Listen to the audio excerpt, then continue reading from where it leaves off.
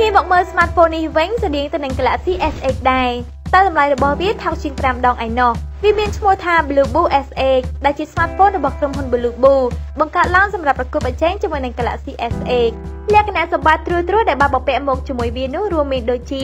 អេក្រង់ LCD ទំហំ 5.7 អ៊ីង CPU ប្រភេទ MediaTek MT6750T Quad Core RAM 3GB អបទស្សនីយ 32GB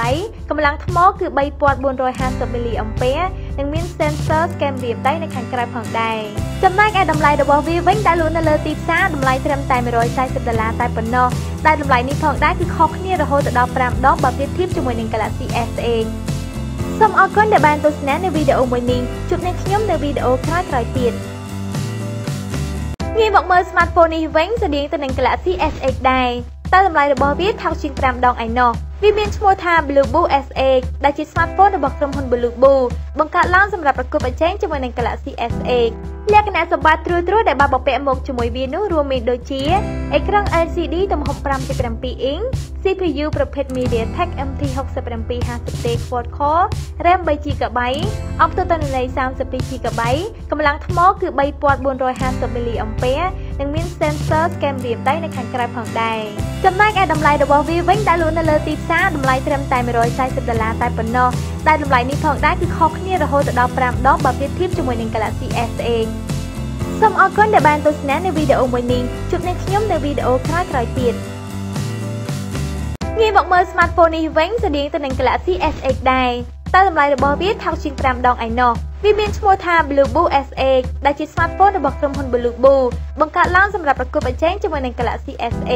លក្ខណៈសម្បត្តិត្រួសៗដែលបានបំពាក់មកជាមួយវានោះរួមមានដូចជា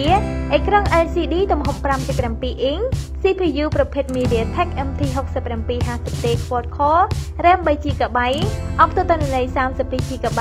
កម្លាំងថ្មគឺ 3450 mAh និងមាន sensor scan រៀមដៃនៅខាងក្រៅផងដែរចំណែកឯតម្លៃរបស់វាវិញដែលលក់នៅលើទីផ្សារតម្លៃត្រឹមតែ$140តែប៉ុណ្ណោះតែតម្លៃនេះផងដែរគឺខុសគ្នារហូតដល់5ដងបើប្រៀបធៀបជាមួយនឹង Galaxy S8 សូមអរគុណដែលបានទស្សនានៅវីដេអូមួយនេះជួបនឹងខ្ញុំនៅវីដេអូក្រោយៗទៀតងាយមកមើល smartphone នេះវិញស្តៀងទៅនឹង Galaxy S8 ដែរតែតម្លៃរបស់វាថោកជាង5ដងឯណោះវាមានឈ្មោះថា Blueboo S8 ដែលជា smartphone របស់ក្រុមហ៊ុន Blueboo បង្កើតឡើងសម្រាប់ប្រកួតប្រជែងជាមួយនឹង Galaxy S8 លក្ខណៈសម្បត្តិត្រួសៗដែលបានបំពាក់មកជាមួយវានោះរួមមានដូចជាអេក្រង់ LCD ទំហំ 5.7 អ៊ីង CPU ប្រភេទ MediaTek MT6750T Quad Core RAM 3GB អបទស្សនីយ 32GB កម្លាំងថ្មគឺ 3450 mAh និងមាន sensor scan រៀមដៃនៅខាងក្រៅផងដែរចំណែកឯតម្លៃរបស់វាវិញដែលលក់នៅលើទីផ្សារតម្លៃត្រឹមតែ$140តែប៉ុណ្ណោះតែតម្លៃនេះផងដែរគឺខុសគ្នារហូតដល់5ដងបើប្រៀបធៀបជាមួយនឹង Galaxy S8 សូមអរគុណដែលបានទស្សនានៅវីដេអូក្រោយៗទៀតងាយមកមើល smartphone នេះវិញស្តៀងទៅនឹង Galaxy S8 ដែរតែតម្លៃរបស់វាថោកជាង5ដងឯណោះវាមានឈ្មោះថា Blueboo S8 ដែលជា smartphone របស់ក្រុមហ៊ុន Blueboo បង្កើតឡើងសម្រាប់ប្រកួតប្រជែងជាមួយនឹង Galaxy S8 លក្ខណៈសម្បត្តិត្រួសៗដែលបានបំពាក់មកជាមួយវានោះរួមមានដូចជាអេក្រង់ LCD ទំហំ 5.7 អ៊ីង CPU ប្រភេទ MediaTek MT6750T Quad Core RAM 3GB អបទស្សនីយ 32GB កម្លាំងថ្មគឺ 3450 mAh និងមាន sensor scan រៀមដៃនៅខាងក្រៅផងដែរចំណែកឯតម្លៃរបស់វាវិញដែលលក់នៅលើទីផ្សារតម្លៃត្រឹមតែ$140តែប៉ុណ្ណោះតែតម្លៃនេះផងដែរគឺខុសគ្នារហូតដល់5ដងបើប្រៀបធៀបជាមួយនឹង Galaxy S8 សូមអរគុណដែលបានទស្សនានៅវីដេអូមួយនេះជួបនឹងខ្ញុំនៅវីដេអូក្រោយៗទៀត